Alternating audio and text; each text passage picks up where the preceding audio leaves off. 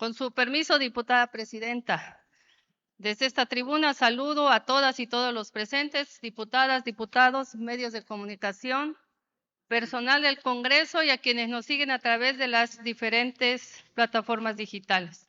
Un saludo especial a todos los pueblos y comunidades indígenas de Chiapas.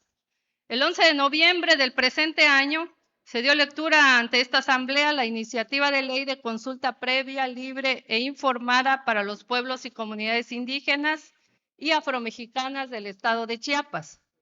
En los próximos días, con el objetivo de seguir fortaleciendo los derechos de los pueblos y comunidades indígenas, vamos a presentar la iniciativa con proyecto de decreto de la Ley de Derechos Lingüísticos del estado de Chiapas, con el propósito de fortalecer las lenguas originarias de nuestro estado y como consecuencia al Centro Estatal de Lenguas, Arte y Literatura Indígenas. Si bien las lenguas originarias tienen reconocimiento constitucional, lo cierto que es que en la mayor parte de las instituciones es letra muerta. Cada día menos personas hablan las lenguas indígenas y están cayendo en el desuso. Es importante y urgente que el Estado asuma su responsabilidad de salvaguardar la riqueza lingüística de Chiapas. En México y en Chiapas, el desplazamiento de las lenguas indígenas de los espacios públicos ha sido un factor muy poderoso en la hegemonía actual del español como lengua oficial, aunque constitucionalmente el español no tiene la categoría de lengua oficial. En el hecho es lo contrario. Desde 1992, la Constitución Política de los Estados Unidos Mexicanos reconoce el carácter culturalmente plural de la nación mexicana. Sin embargo, las instituciones del Estado continúan funcionando de manera monolingüe, es decir, únicamente se usa una lengua como medio de comunicación, con pocas, aunque importantes excepciones. El Estado mexicano continúa utilizando únicamente el español en los tres poderes que lo conforman y en prácticamente todas sus instituciones y en todos los niveles. Es difícil construir una nación plurilingüe con un Estado monolingüe. La presencia de las lenguas indígenas en las instituciones públicas es indispensable para alcanzar la equidad en el acceso a los servicios del Estado y para acrecentar el prestigio social de las lenguas originarias. No podemos hablar de derechos de los pueblos indígenas si no hemos avanzado en temas cruciales como las lenguas indígenas ante la procuración e impartición de justicia, las lenguas indígenas en la educación, si aún seguimos con una educación desigual e inequitativa, el derecho a recibir todos los servicios de salud en las lenguas de los pueblos indígenas, el derecho de los pueblos indígenas a ser informados en los medios de comunicación en su propia lengua, pero sobre todo, no se puede hablar de derechos de los pueblos indígenas si el Estado no reconoce los derechos humanos de los pueblos originarios.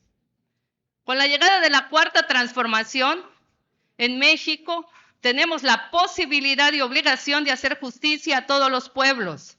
Es necesario buscar alternativas de desarrollo con las condiciones de los pueblos, para que las condiciones en que viven los pueblos indígenas sean visibles. Las manifestaciones de los pueblos indígenas expresan su reclamo, su deseo por ser reconocidos como pueblos que son parte de la nación, no solamente como pueblos con cultura diversa. Esa es la diferencia entre un Estado pluricultural en contraste con un Estado que reconoce la diversidad lingüística, pero no la integra como parte de su organización y funcionamiento. Es momento de diseñar políticas integrales que procuren ver a los pueblos como parte del Estado mexicano, con derecho a participar en el diseño mismo de las políticas, su implementación y su seguimiento.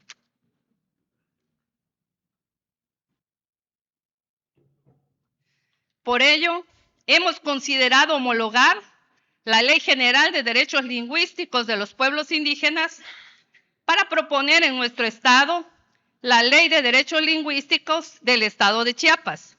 Es fundamental que se cuente con una normativa con la finalidad de generar reconocimiento, protección, preservación y defensa de los derechos lingüísticos.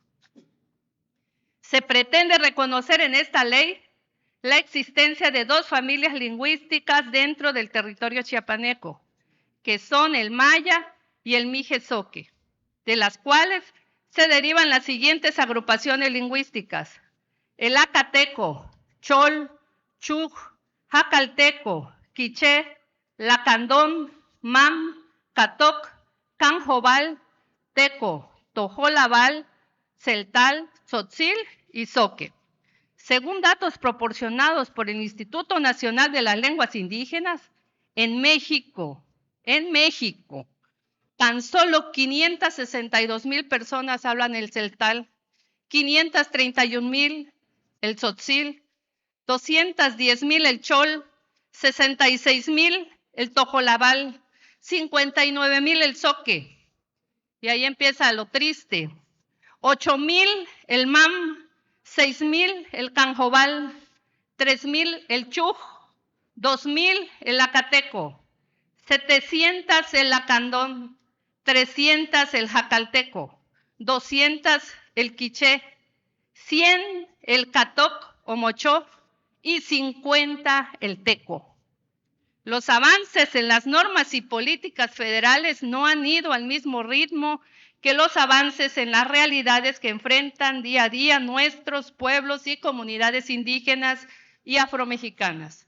En materia de derechos, en particular en Chiapas, a 27 años de los acuerdos de San Andrés, aún sigue pendiente la Ley de Consulta Indígena y Afromexicana y la Ley de Derechos Lingüísticos del Estado de Chiapas, objeto de esta participación.